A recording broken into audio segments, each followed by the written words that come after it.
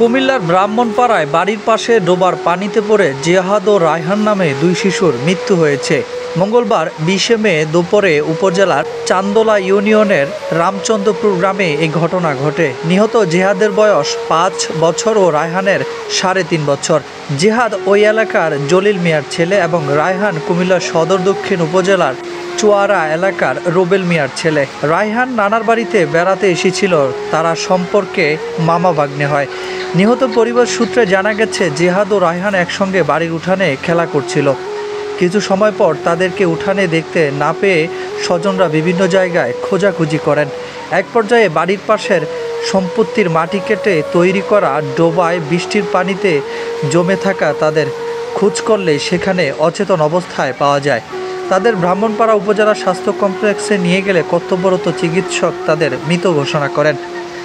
এ ব্যাপারে ব্রাহ্মণপাড়া উপজেলার স্বাস্থ্য কমপ্লেক্সের জরুরি বিভাগের চিকিৎসক ডক্টর ফাহমিদা ইসলাম বলেন, পানিতে পড়া দুই শিশু মৃত অবস্থায় হাসপাতালে নিয়ে আসেন স্বজনরা।